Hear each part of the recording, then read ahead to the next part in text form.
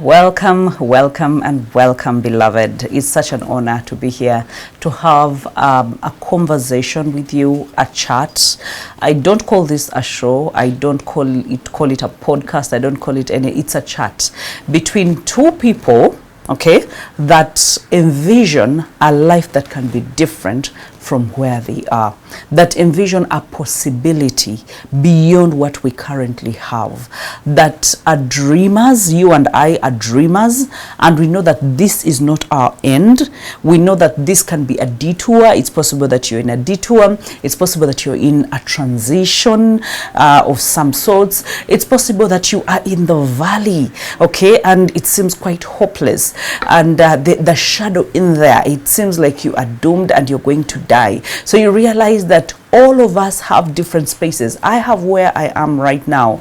I am not there. Even when I am here, I am just a vessel that God uses to make manifest his word and to be able to correct us, to course correct us, and to be able to help us. So you and I are not different. We are the same, sojourning and journeying this journey that is unpredictable, and being able to cover or to reconcile or to even try and make sense about where we are and where we really long to be and where we really want to be. Some of us don't even have that picture, but we know that tomorrow is going to be better than today. We hold on to the hope, and that is why I love this community. That is why I love you, that because you have hope, we can have this chat and have very, very vivid talk. Now today is going to be candid talk, okay?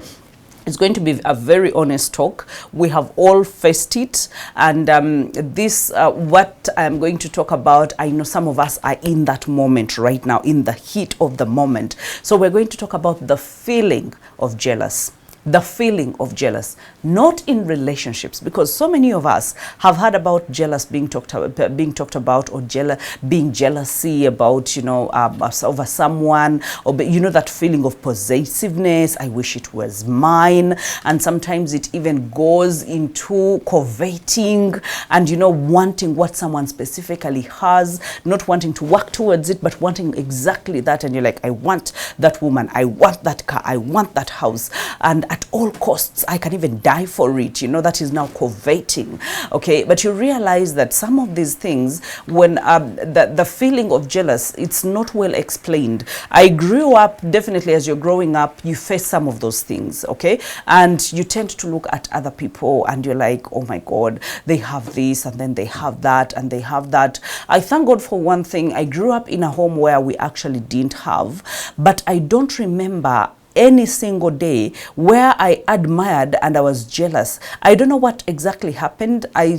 Till today, I still want to ask my mother what ingredient, like what exactly did she do to make us love where we were and be content that we did not want to even move an inch or even wish it were any different, but we had dreams and possibilities of what we wanted that we had never even seen. Just imagine growing up in a home where you don't have a TV. I didn't watch TV.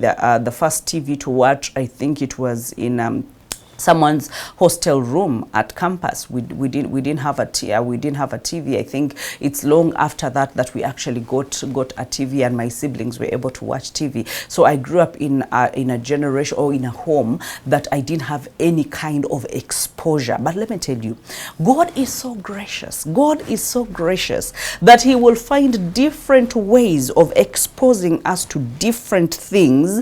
And I mean it, that when I say God is so gracious, when God exposes us to different things, what he's seeking to do is to inspire us. What he's seeking to do is to stir us up. Okay, I remember giving you a story of how I actually fell in love with the coaching, the writing, and stuff like that. For me, it was from a magazine cover. A girl from a posh home comes to school. It's a secondary school. Up until then, I used to hear people talk about Sunset Beach. That is how old I am. Yeah, now I have given myself out.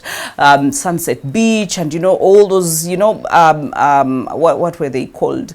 To even know that I didn't watch those things, those series. Okay, and so I would would listen from afar. I would even ask myself, how does it feel to watch Sunset Beach? They would come and tell themselves of the latest things, but I had zero clue about what was happening. So I remember this particular time, this girl comes with this magazine cover, and this magazine cover has articles, okay? Now, these articles were from our fathers in faith right now. There were Kenneth Copeland, there was a John Hagee, and then there was a Creflo Dollar. Do you see how God aligns you with your purpose very early on in life? Now, I didn't have much time because the girl had to take the cover to put it back. You know, she would not give it to me all the time to read it. But the sneak peek that I had, I told her, you know what, just give me that cover. Let me take lunchtime. I remember I didn't go for lunch. Let me take lunchtime just to read through this paper. It was one single spread. Let me read through this paper, and then I'll give it back to you after lunch. So I went to the pitch down. For those of you that know Bishop Secondary School in Mukono. So it was, I think, the senior 4 block. So the senior 4 block, I had to go to the pitch. That is where I used to spend time every lunchtime in the pitch praying, or behind the TD room. If you have any clue about bishops, you will know behind the TD room that used to be like the fellowship. So the times that I didn't want to go for the fellowship and I wanted to pray alone, just imagine a senior 4, and so I would go and pray alone. So this time, instead of praying, I just went ahead and read some of the Bible articles, but talking about real life and guiding people about real life. And I was like, oh my God, one day I will write articles like this. Imagine, I'm in secondary school. I never knew what my future was. My parents didn't know what they wanted me to be because they had never even exposed to the Ugandan curriculum, and my mother didn't even know anything like a curriculum. She had never seen a blackboard. So whoever said something that was trending, then she would wish that for her daughter. I remember one time someone mentioned, oh, teaching is a very good, because he was also a teacher, but and I don't have anything against teachers. I love teachers because I mean they have groomed generations and generations. But I knew that I did not want to be a teacher. So so this person was so hard on my mother. You know, teaching is good. You know, teaching is good. So they brought this person every day at home to talk me into teaching. And I was like, you know what? I would rather look for anything else other than teaching. I don't want to be a teacher in my life. And so the exposure for that magazine snapped something in my brain, okay? And then I went on. I've told you stories where I would dream of a certain future that I'd never seen in my family, certain possibilities that I'd never seen in my family. I wasn't the kind who visited. I was not even allowed to visit anywhere. I mean, later on, I mean, I've finished my senior 6. I can't even go to campus. I have to go to the village somewhere to, you know, try and make a living, sell phones and stuff like that. I come back and I'm still like, up until now, I mean, I travel a lot for work, for ministry, what I do, but I will tell you that for those of you that grew up in strict homes or homes that were, you know, very well knit together, you will understand that you had scenarios. For me, it was church, home, school, and then when it comes, even in adulthood, if it's not, I've traveled for work or I'm out for work, a speaking engagement and whatever it is, TV interviews and stuff like that, my schedule will be very predictable. Home, office, home, office, or home, office, go out and eat, and then go home, office. I will be very predictable. But just that's to say that I gained a very minimal kind of exposure, but the minimal kind of exposure, God added a certain level of exposure that I had to dream outside the box. I had to wish for things that I had never seen. I had never seen anyone graduate in my family. I had never seen any kind of wedding happen in my family. I had never seen any kind of like people living luxurious lives or even making it in life, being successful in life. Like I had never seen that. But I have this yearning of one day I will build my home on an acre of land. This yearning of one day I will, you know, I will do these things. I will travel. One day I was actually doing Bible study. I've told you most of these stories. I was doing Bible study at church.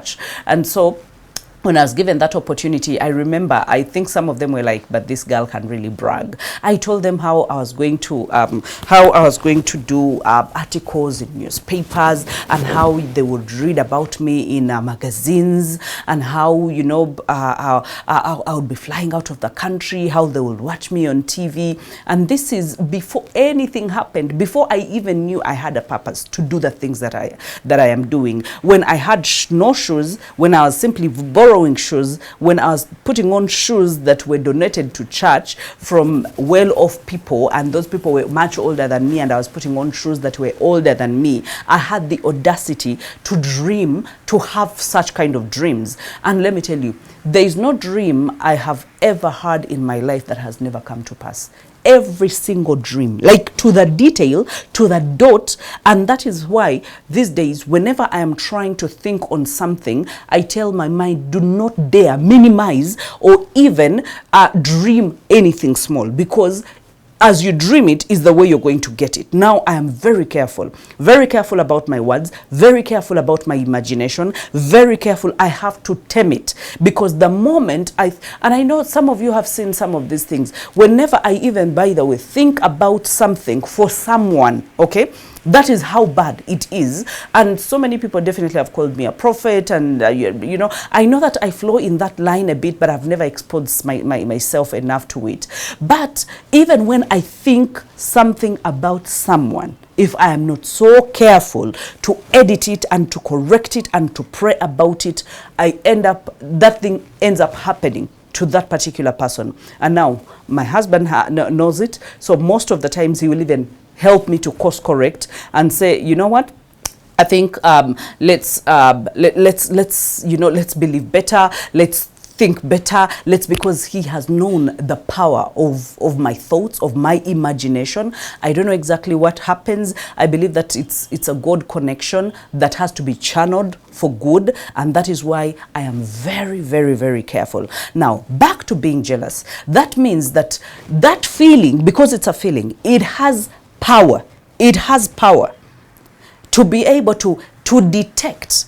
Jealous is you misusing the exposure that God has given to you. When you look at other people and they have the things that you would have wanted to have, instead of being inspired, instead of saying, God, thank you, God, you have shown me the possibility that is also attainable. If someone buys a certain piece of land, if someone drives a certain kind of car, if someone has the certain kind of magnitude of ministry, that should not be a point of contention or a point of feeling jealous or stirring up the feelings inside of you or working yourself up for no good reason. That should be a point to say, if it is possible for them, that means it is possible for me. That should show you that you can stretch. That should show you that there is a lot more bigger inside of you. That should show you that you've been dreaming small. Perhaps you should be stretching your dreams. That should show you that you have so much potential.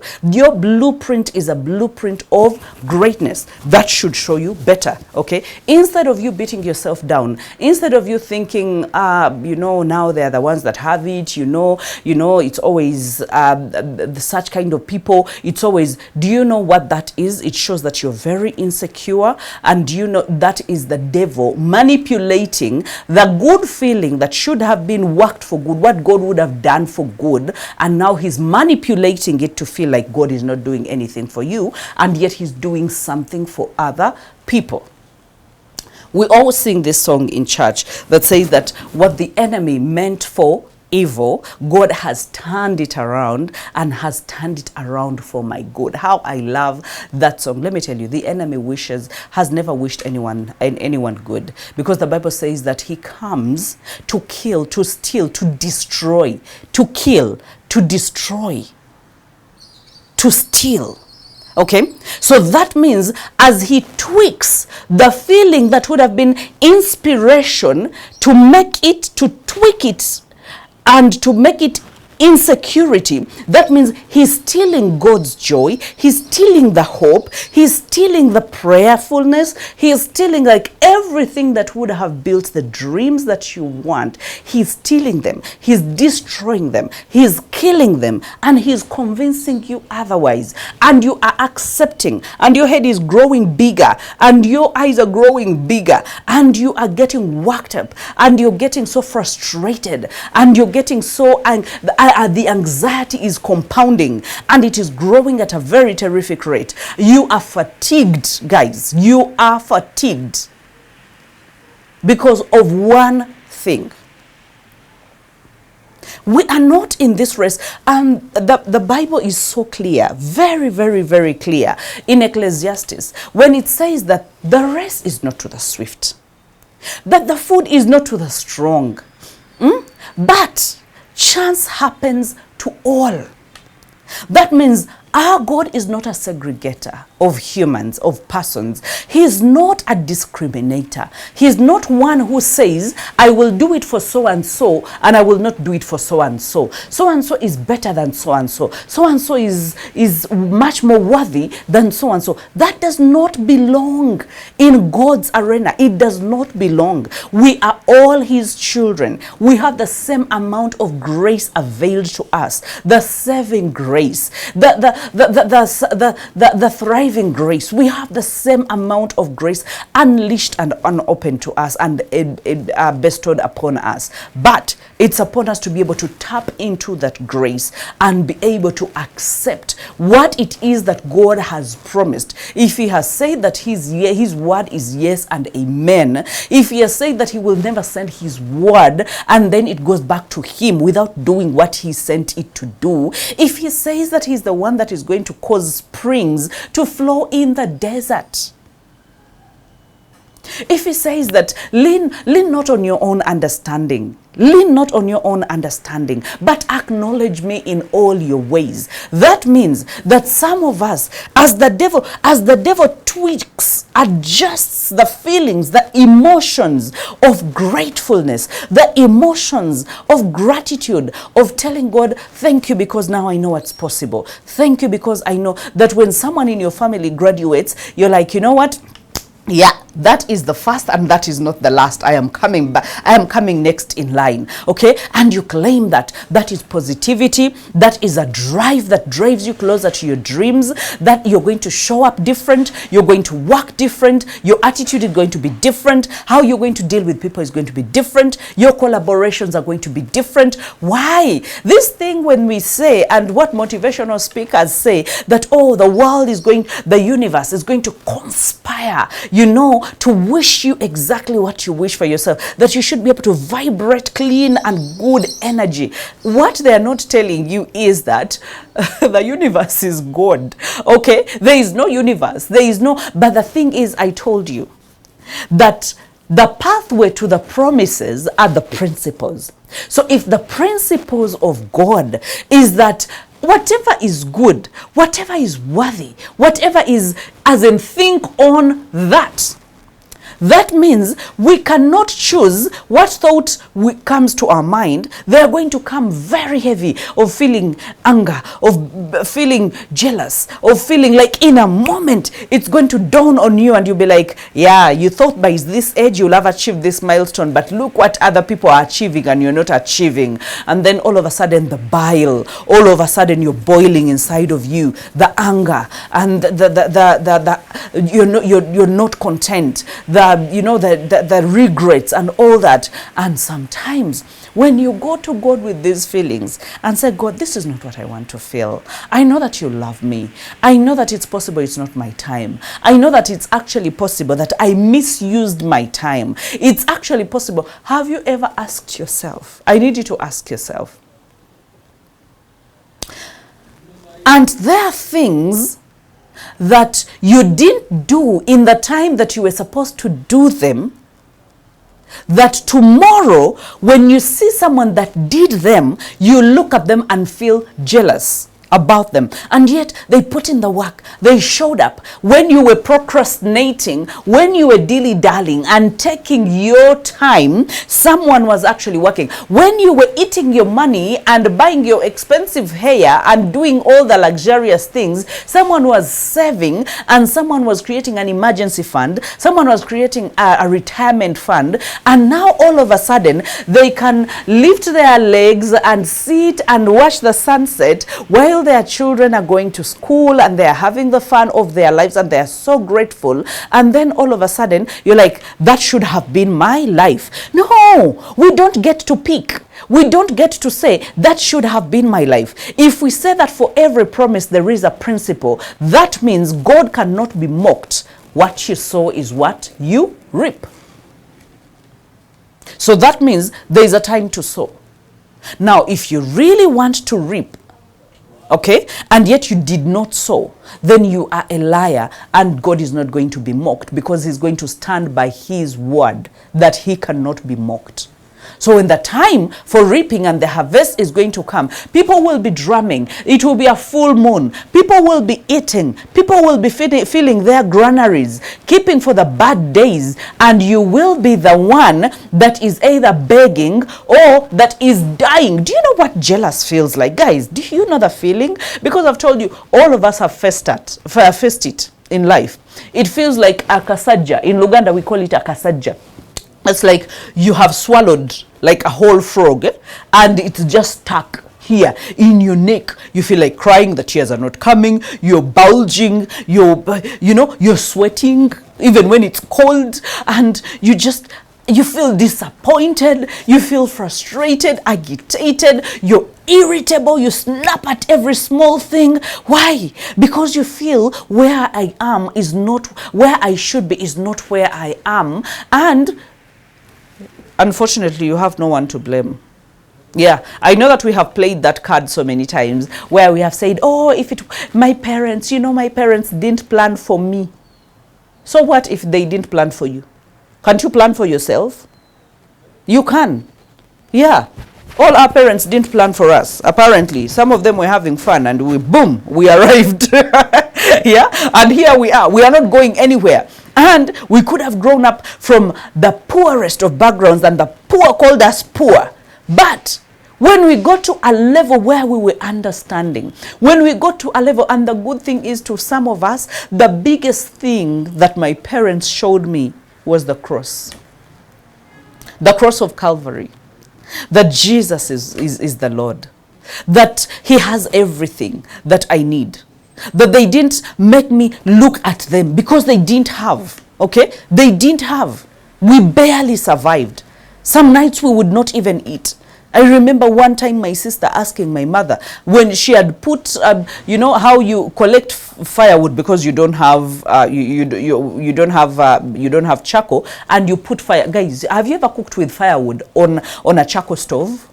I know some of you have done that. So now you understand what I'm talking about. As in, you don't have money for charcoal, you don't have food, you don't have anything. The best you can access is water, okay? And you are being accommodated. Just imagine, you don't have food, you're being accommodated, you even don't have beddings. Like beddings. I remember I would sleep on our mother's gomesi, and it was silk. Just imagine silk. You are using one part to put on the floor, and you're sleeping on that, and you're like 3 children, and you have to cover the other side where there are arms of the gomesi. And you have to cover the other side, and it is silk. Just imagine. And the best she can do is put firewood, go around looking for small sticks, put it in the sigiri, and then in the charcoal stove, and put on a saucepan, and put in water and cover the saucepan. And she's counting and praying for one thing: God, I pray that my children can sleep. Just imagine the tears of a woman.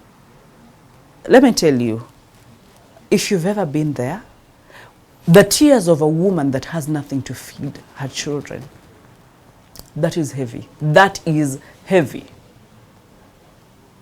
So heavy. I don't know what kind of prayers she was making in that moment. But all she told me is, I was praying that one by one you would sleep, so that I would take you to your gomesi to go and sleep, and then I would cry the whole night and wake up with eyes that are bulging, and I will go serve in another restaurant, and they will give me 5,000 for that day, and then I will come and plan for how we are going to eat and plan for how you will go to school with 5,000 shillings a day. Just imagine that. So when I say that, the poor would call us poor. And I remember my sister asked my mother that, are we going to eat water? Just imagine your own child. You are praying and believing God that she sleeps, so that you can sneak them in to sleep, so that they can wake up another day, and then you will see what God will do in another day. And I remember in those moments we were close to a family of, they were rich, because they were renting on my uncle's houses. They were renting, and they had, I mean, every day matoke meat, matoke peas, matoke, as in every day. You know that food that they put on in the morning, like that woman would even cook with kajanja, you know.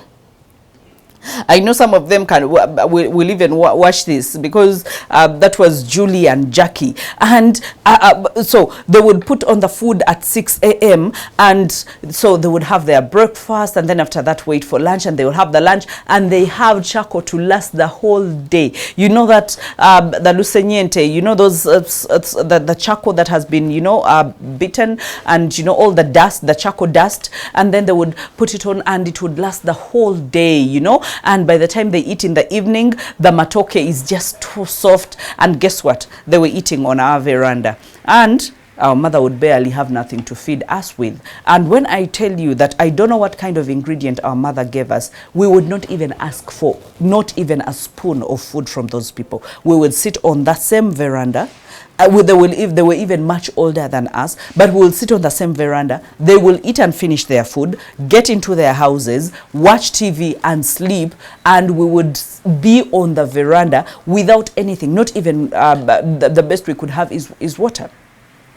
So now, when I say that some people come, I know that while I'm talking about this, you're also remembering your own journey, where you come from. Now, if the same God has taken you from all those trenches, what tells you that there's anything that is impossible for him? What tells you? That means when you see a good thing, that should stretch your faith, that should make you grateful to God and say, you have shown me that if so-and-so could start a business, that magnitude, that kind of business, that means I have it in me. I've just been either slow, I've just been procrastinating, I've been in slumberland, or I just didn't have an example to show me that that is possible. But thank you, God. Now that you have shown me that that is possible, I am not going to waste my feeling jealous about them or over them and feeling insecure. No, I am going to burst out in praise.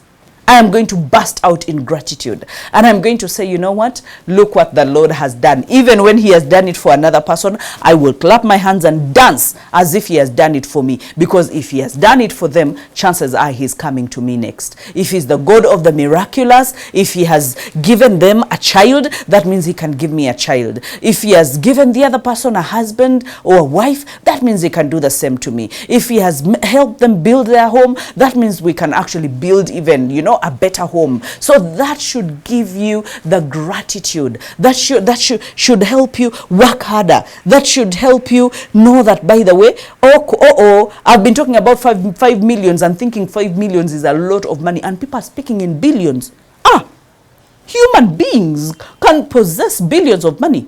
It's like, yeah, you know what? I've been joking, you know, because some of us are limited. Our mindsets have been limited by where we've been brought up from and who brought us up. And some of us, we have chosen to stay with those limited mindsets.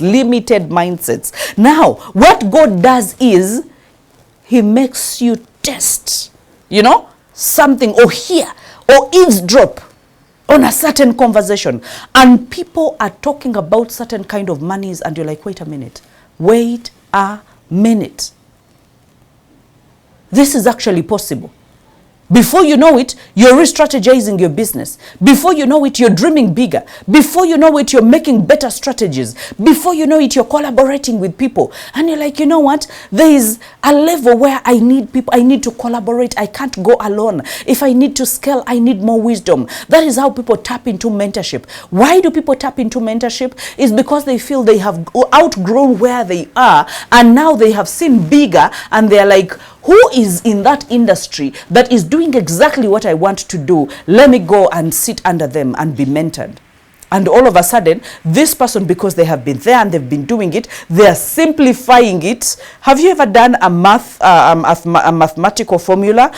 For example, you're helping your children to do these things, to do homework, and they look at them as tough things, abacus and stuff like that, and for you, like, it's a walkover. But when you were their age, it was huge. So that is the essence of mentorship, that someone has walked that road, that someone has practiced it. They know where the loopholes are. They know where the pitfalls are. They know. So now it's not a matter of blind leading blind. It's a matter of a person that is, you know, that sees, that has sight and has experience, that can be able to give you a hand and tell you this is how it is done. And I've told you so many times, a mentor has to wish that you even grow better, because that means they are collapsing the time walls. For the people that come to my mentorship, that sign up to my mentorship, I tell them that whatever I have been able to learn and do in the past 18 years or 20 years, that means I can be able to collapse the time frames and give it to you in 6 months or 1 year, and you will be able to run even ahead of me. And I usually tell them, you can even be better than me. You can even be richer. You can even be more wealthier. You can even be happier. Okay? And that is my prayer, because then if you are not any better, I have not done my job.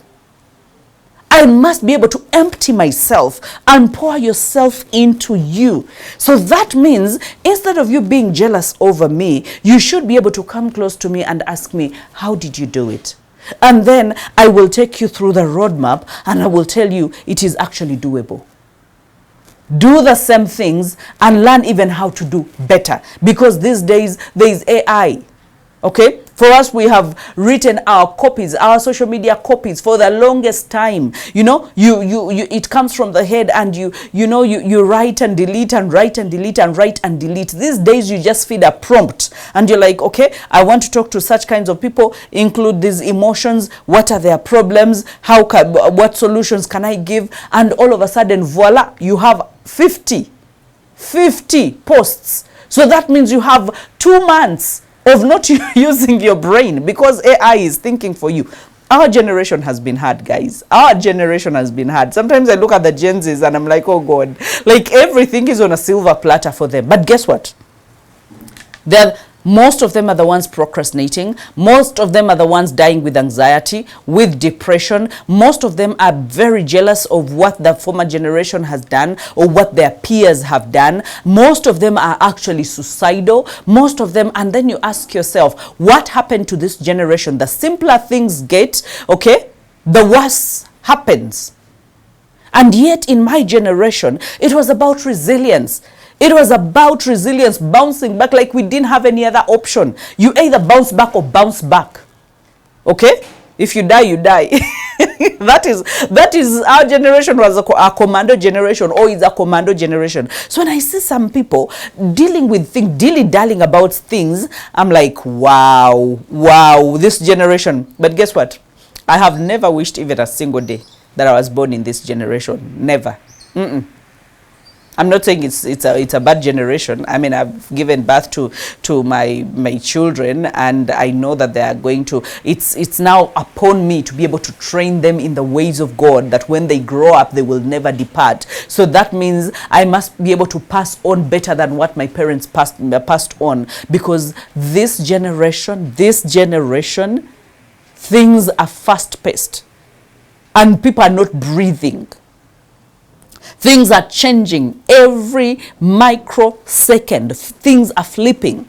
Businesses are changing. Economies are crashing.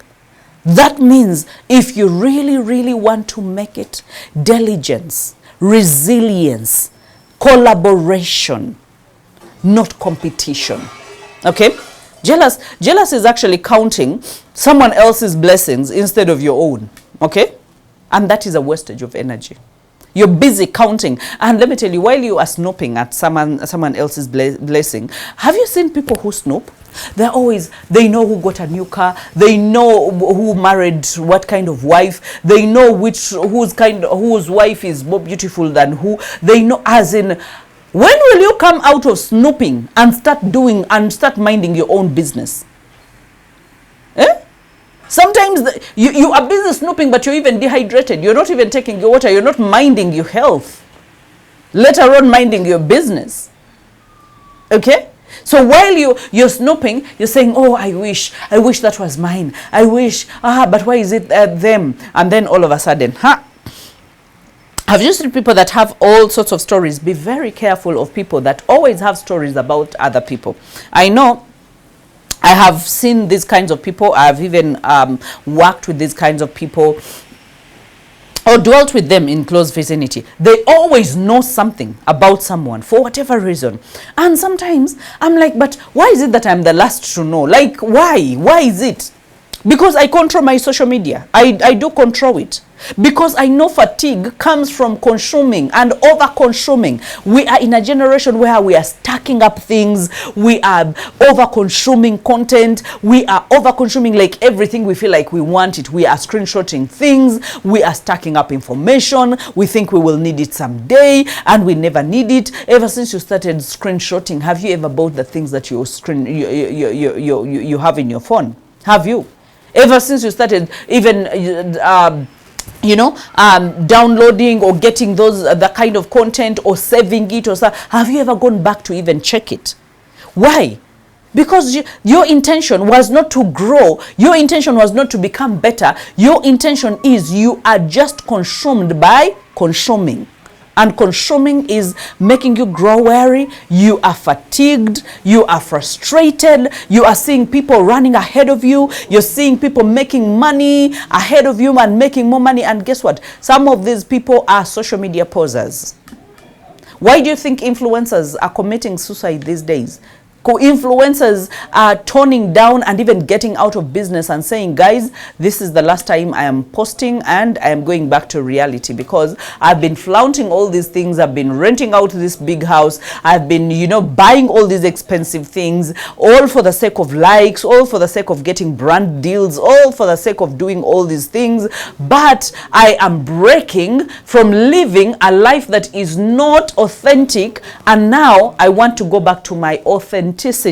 And now all of a sudden they show up with a face without makeup, and they show up in the reality of a smaller house, and they show up in the realness. And that is what we should like more. But guess what? People will unlike, people will unfollow, and they'll be like, you know what? No. If this is reality, we don't want reality. We are all living reality, and we are feeding on an authentic, the post. So we keep feeding us with the lies. We want the lies, because the lies keep getting us jealous, worked up, agitated, and irritable, and fatigued, and exhausted. And so we end up procrastinating. We end up not doing anything, but we still want the lies. Please keep them coming. Don't show us in reality. We don't want reality. We don't want faces with pimples. We don't want people cooking normal things that burn. We want people that have crystal clean houses, people that speak like angels, people that the husband comes and kisses them from behind, or where we say couple goals.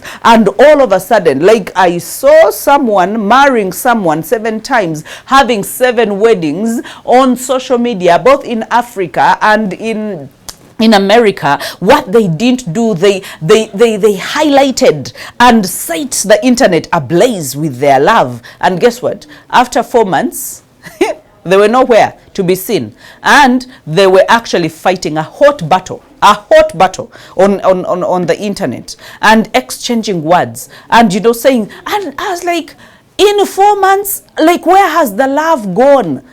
Have we stooped this low to want to duplicate everything because of likes and because of what? Okay? Of what? So while you are here, your bile is building up and you're not contented with where you are, and you're cursing God, and you're saying your parents didn't plan for you, and yet you're not doing anything about it, and you're here just admiring and being jealous about all the achievers in life. God is wanting to redirect that energy and save you the bother and tell you that, you know what, I wish, I mean, before your paths were woven together in the secret place, I knew you. I predestined a good future for you, a good ending for you. Can you rest in my embrace? Can you rest in knowing that I am God over your life? Can you sow the right seeds? Can you be able to, in coming back and resting, the Bible says that you shall be rejuvenated. Can you come back and rest? Can you come back and be contented? Can you not be conformed according to the standards of the world? Can your mind be renewed? I hope you understand what this chart, guys. This chart is coming from my heart. I've not even looked at anything that I put down to share with us. This is coming from my heart because I'm seeing so many people lose it. I'm seeing so many people lose it. I have mentored thousands of people. I have seen firsthand what jealous can do. Any person that becomes jealous, you know that they are not going to end well. You know they are not going to grow. You know they have placed a cap on themselves and a ceiling on themselves, and guess what? That ceiling is not even glass. No, it's unbreakable. Okay? Because whatever external ceiling anyone places on you is always glass. You can break through it. Why? Because people's opinion are not that important. You're not seeking for anyone's validation. You and God are the majority. If you are in the same corner, on the same team with God, and you're coming against the world, and you're working towards God's vision for your life, and you're pursuing the purpose for which He created for you, my friend, you are already a winner. You are already a winner. You're not competing with anyone, and even if everything was stripped away from you and you remained naked and with nothing, still you would start from zero and you will build to 100 or even 100 plus with God. So those external things, those should not break you. They should not. You should look at other people and say, yeah, I'm so glad that that is possible in my generation. I'm so glad that that is doable. I'm so glad. I think it is yesterday that I met Kahil. I met Kahil. If you search for Kahil on social media, you'll find her. She's just a crazy tech woman. But I met her in 2013. Now, 2013, that is when we get into the world. Of course, I'm already on social media. I just started building building my brand, I think, for the past, four years. But you know how, things were just, moving slowly and stuff like that. And so I meet Kahil. Kahil comes to Namirembe Cathedral, where we had the stations, Spirit TV and Spirit FM then. Spirit TV was not yet here. And so Kahil comes, and they're lobbying for this project. They want to do something on social media. We end up giving them to do something on social media, and that is when I got to understand the power of social media. And so when they left, I remember telling myself that I think I've been joking. I think social media is bigger than what and I remember I actually gave one of them money to be able to use their card. By then I did not have a card of my own, a Visa card of my own, and so I gave someone money to whatever. And then after that I was like, but I can actually go, and because my bank then did not have cards, so I was like, I can go and open up in a bank that has cards, because then I'm going to need this. And let me tell you, when those eyes were open, I remember meeting her yesterday and actually told her that, because she didn't know. I was like, you know what, you opened my eyes, and give praise where praise is due. I told her, you opened my eyes to the world of social media and how powerful it was. For me, I just thought it was a tool to just just speak and write posts and post pictures. And yes, I knew that I wanted to build a bigger brand, but I just didn't know how powerful it was. But when you opened my eyes, that is when I went and opened a bank account. I got a Visa card. I started sponsoring my posts. I started, building in my brand now intentionally and positioning it with the messaging and my niche and what I wanted people to know me for and the solutions that I was bringing to the world.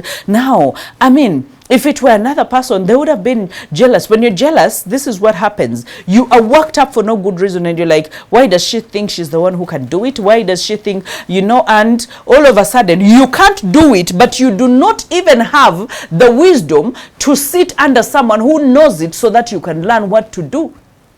Like, what is that? It's like the foolish Galatians. Like, who bewitched us? Who bewitched us?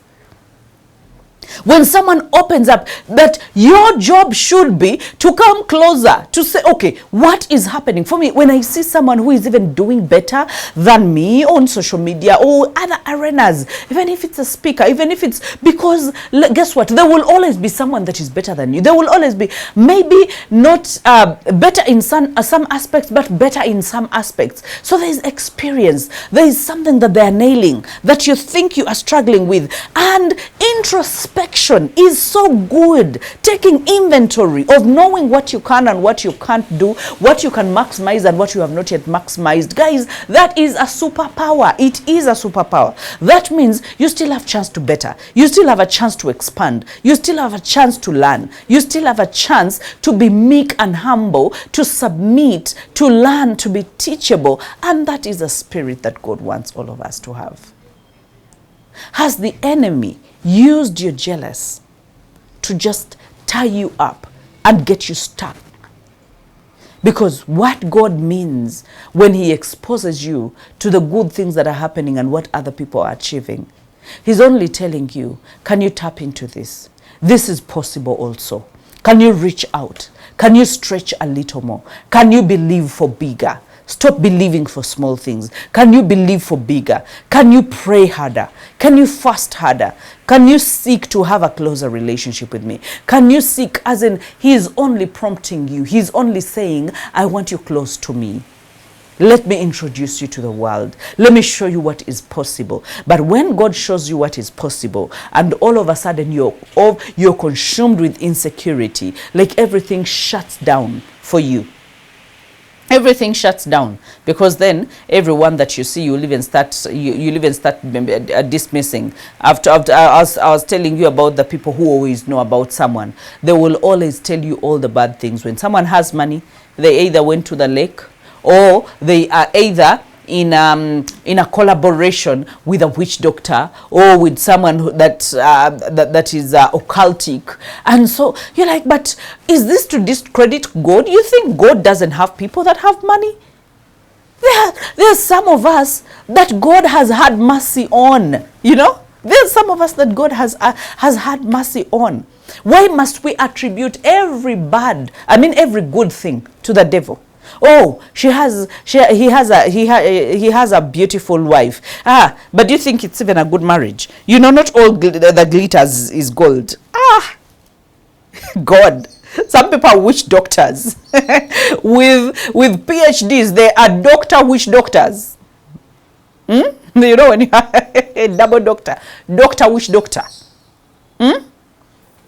Like, seriously. Oh, now she has a good job. Oh, she slept her way up. He has a good job. Oh, he slept with the boss. Like, seriously. You mean God can't do anything good? God can't pave a way, as in, and then who told you that you are the steward of who gets good things out of doing bad things? And so you are the mouthpiece of the world, and you are the radio, and you are the TV and the medium through which every information must be disseminated. And you are busy distributing filth, lies. And I'm saying, if you took all that energy and put it into a business, my goodness, if you got that energy and built your marriage, You'll be very far. If you got that energy and got more time with your children, oh, you will be a blessed parent. If you got that energy and networked well and sought to collaborate with people, where would you be? Some of us are wasting our time. And that is jealous speaking. There is no one that has better things to do or that is pursuing their purpose that has time to rumor monger and to gossip. If you ever find a man gossiping or a woman gossiping, just know they are not content and they are not doing anything about it. They don't have any vision for their lives. They are busy meandering and contouring into other people's lives and collecting whatever data they will have so that they can come and shout it on the mountaintop. And guess what? They are irritable, they are sad, they are exhausted, they are fatigued, and hey, my goodness, those are the doctor wish doctors that I told you about. Like, who bewitched us? Foolish people. Who bewitched us? Because the person that bewitches such a person is even still in the shrine. If it is to stir up and it's a bucket of water and ingredients that they put in and concoctions to be able to do whatever it is, they're still, the person, that doctor is still, you know, that witch doctor is still stirring up the pot. Because you are a hot mess. You are an accident, a real accident on planet. And guess what? Let me tell you. Sometimes God watches us and I think we are so dramatic because the same person apparently, when they say, oh, lift your hands and worship, my goodness, the hands are up very fast. They are kneeling down. They're even crying and shivering like the spirit has fallen on them. Meanwhile, they are looking at, you know, who has what and who is doing what, so that, and let me tell you, such a person, their mouth will vibrate. A person that is a rumor monger and a gossip, their mouth, and let me tell you, you will even tell them by their mouth. You'll be like, that mouth is one that, you know, like fishmongers, the rumor monger, you know, is one that spreads words that don't have legs and heads. Okay? And all because of what? You are jealous. And then you can't admit it. When you tell such a person you're jealous, they're like, no, I'm not jealous. I'm just concerned. Who are you concerned about? Can you be concerned about your things? Can you be concerned about your things? Your things are dying, but you're concerned about everyone else. And it's not your purpose to be concerned about anything else. Be concerned about your own life. Lead your life. Make better decisions. And let me tell you, your time will keep dwindling and shrinking, and you will find that you actually don't have time to know about anything. Just like sometimes I don't know what is happening around me. And sometimes when people tell me, oh, this and this happened, I'm like, when did it happen? Like, it has been all over social media. And I'm like, yeah, I snoozed all, there's a prompt on Facebook that they usually give of suggested posts. Apparently, whenever I have suggested posts, I snooze them for 30 days. When they pop up again, I snooze them for 30 days. So I'm very intentional. Only the people that I followed, and there will be very few, only the people that I followed are the ones that come into my feed. And the moment you pop up and I don't want to see your content, I mean, Facebook made it so easy, Instagram made it so easy, I immediately unfollow you. And because I know there is nothing that I am feeding, I would rather, because for me, this is about my happiness. This is about guarding my territory. This is about guarding the vessel. There is no way I'm going to stand in front of thousands and millions of people and speak good and speak deliverance and speak healing and speak rekindled relationships and reconciliations and speak stronger families if I am feeding on garbage. Because this is a matter of garbage in, garbage out. So watch out. Who are the people that you're surrounded with? Because when you're surrounded by rumor mongers and gossipers, you're going to start gossiping if you're not careful. Because the way they bring it to you, you will always start vibrating also, and you're thinking, I should be able to give it to another person. And sometimes you feel like, yeah, it's a hot one. I should be able to give it out hot. What are you sowing? Seeds of discord? So guys, God wants to bless us, but the enemy wants to use the exposure to infect us with insecurity. Don't allow that, okay? You become something jealous. Yeah, but I mean, you become jealous about something that you would have learned from. Just imagine. If it were something you're supposed to learn from and you become jealous over it, that means you're going to walk away from it, and that is bad energy. So the other person will keep growing while you're shrinking, and then you call that growth? No, it is not growth. Okay, so I need you to be able to look into that. And one thing I know is God can do so much in your life, even with the less that you have. So much in your life. You don't have to have everything that everyone has. And let me tell you, if God wishes it for you, it's going to come in its due season. In its due season. And some of you are in your due season. Don't spoil it for yourselves. You have done good and planted good. Do not cease doing good, because in due season you shall reap. Now, for some of you, you spoil your things in the due season. Like you have done good, and all of a sudden you start planting bad seeds. And the good does not come, because the good does not come in negative energy. No, it does not. So don't let the enemy use what God meant to encourage you to discourage you. Okay? God is only showing you that what's happening with them is very possible for you. And that is what I'm reminding of us today. And that is what I want to stir up inside of us. Don't forget it. God is on your side. God loves you. You are his child. What he seeks is to stretch you. Sometimes he takes us through some of these situations, and sometimes we should be very grateful. Sometimes I tell my husband that if we had not gone through the trials, and we usually sit down and talk about this, and we're like, if we had not gone through all the trials that we went through, maybe we would never have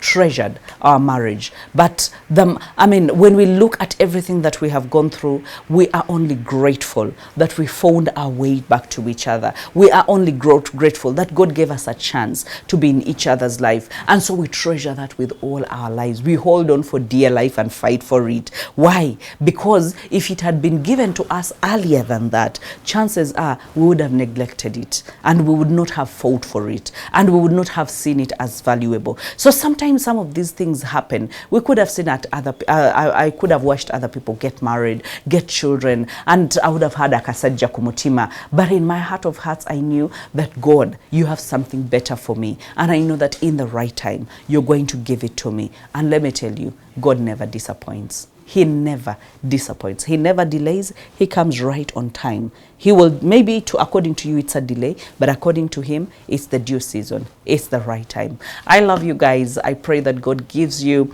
the resilience to bounce back and keep bouncing back. And when you look at something good happening, I need you to point at it and say, if that is possible for them, it is possible for me. So I'm not going to be jealous. I'm going to burst out in praise, and I'm going to be grateful that the doors are opening for me.